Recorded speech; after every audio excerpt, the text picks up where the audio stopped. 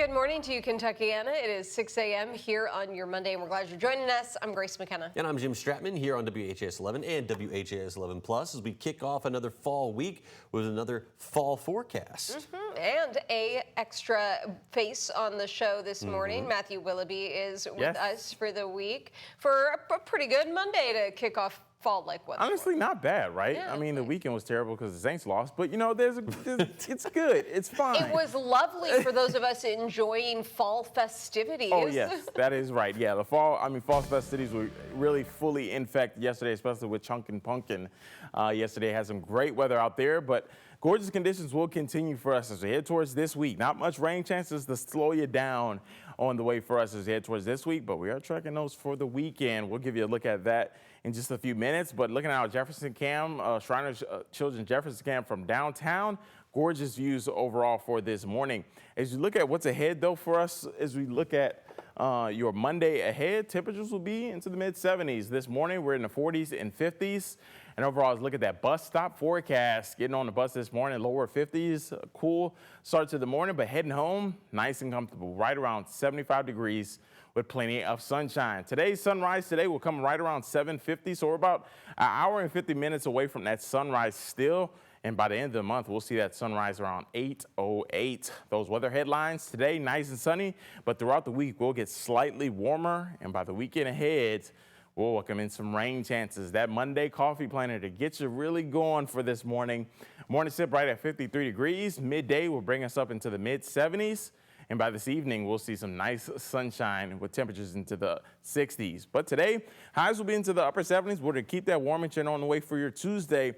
I'll be timing out what you can expect for the week ahead coming up in just a few minutes. Now let's get a look at that traffic tracker for this morning and show you what you can expect on those roadways as you make your morning commute. We're seeing mostly green, at least across our roadways for this morning. But if you give you a look at those drive times and a live look right now, traffic is moving smoothly, but we are tracking an accident for this morning that is along the Gene Snyder Freeway. So if you give you a look at that, we are looking at an accident that is blocking at least one lane along the Gene Snyder Freeway.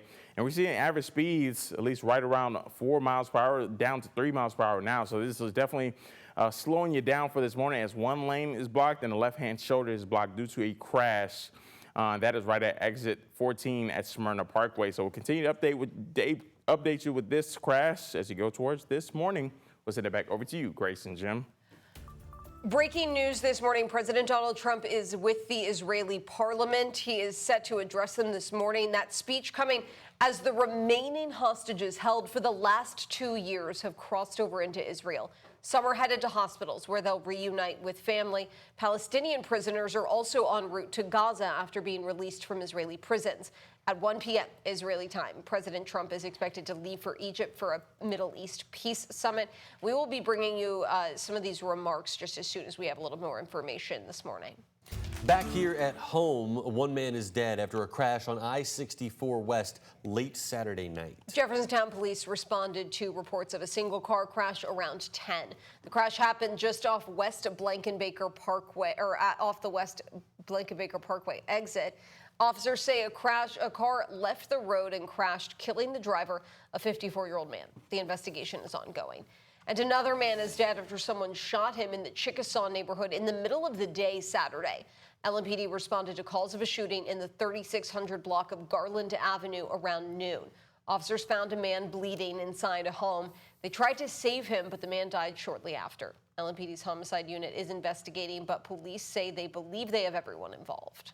An Indiana man has been arrested after police say he was driving 45 miles over the speed limit with 2 children in the back of his car. According to Indiana State Police, a trooper was conducting traffic patrols on I-65 North when he clocked the vehicle going 115 miles an hour in a 70-mile-per-hour zone.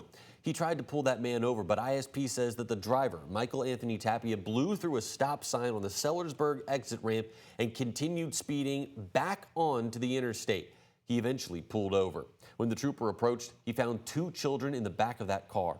Tapia is facing charges of resisting law enforcement and reckless driving. Those children were released back to their mother, who lives in central Indiana.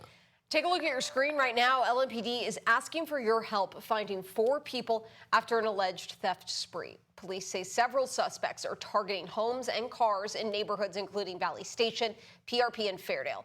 They're believed to have been carrying guns and used a light color SUV. Police say you should be extra cautious, lock your doors, and if you have any information, if you recognize any of the people in the photos, call the anonymous tip line at 574 LMPD. The 2025 Harvest Homecoming has come to a close. This year, there were no rides. There was a large law enforcement presence. There was even a memorial to commemorate one of the victims of last year's deadly shooting. WHAS11's Clarice Shaley spoke to a survivor coming back to the festival a year later. No limp, just walking. It's one foot in front of the other for Brendan Hagan after multiple surgeries. It came through the back, went out through the front, hit me in my main artery. Hagan is back at Harvest Homecoming a year after being shot in the leg near the festival rides. He's one of 2 survivors. 18-year-old Corden Central High School senior Bryce Gerlach was killed. New Albany police have arrested 5 people in connection to the shooting. It's kind of like it didn't even happen, but it did. It was just weird. I kind of try to forget about it. Hagan now able to walk through the parking lot where it happened. This year, there are no rides. Organizers say it's because it was too expensive. We're right here. Hagan and his partner remember the terrifying moments in the parking lot after he was shot. Yeah, I know I had some guy, he like held me down. Like they were still shooting and stuff, and he like took my shirt off and then tied my leg up. I said, keep talking to me. No, yeah, that was please. crazy. Not too far from that very spot is a memorial for Bryce Gerlach. This is where he died. I remember seeing them trying to actually revive him. This year, the festival comes with extra security, cameras, more patrols, and barriers. Precautions Hagan appreciates. What happened was like not supposed to happen. A year later, Hagan is playing basketball again and working as a car salesman. I'm living life, I'm doing good. Just like I said, living another day and take care of my family. Taking life one step at a time. Staying 10 toes down. Still here, another day. Knowing how much worse his situation could have been. Clarice Shaley, WHAS 11 on your side. Now, 5 young men were charged in last year's shooting. Isaiah Page charged with murder. His jury trial is scheduled for January of next year. 18-year-old Demarius Person took a plea deal earlier this year and was sentenced in May to 7 years in jail.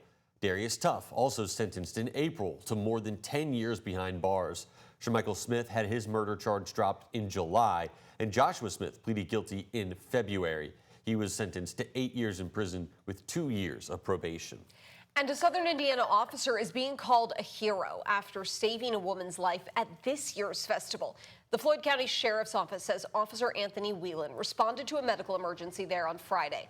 Authorities say a woman collapsed at the festival and was unresponsive when Whelan sprung into action, performing CPR until EMS arrived. Medical staff said Whelan's quick action saved the woman's life, and she's expected to make a full recovery. Former Bardstown Mayor and historian Dixie Hibbs will be laid to rest today. Her visitation was Sunday at Hoffland Funeral Home in Bardstown. According to her obituary, there will be a visitation or a more additional visitation time from 9 to 10:45 this morning. Then her funeral is set for 11 at the Basilica of St. Joseph Cathedral in Bardstown. Hibbs was 83 years old.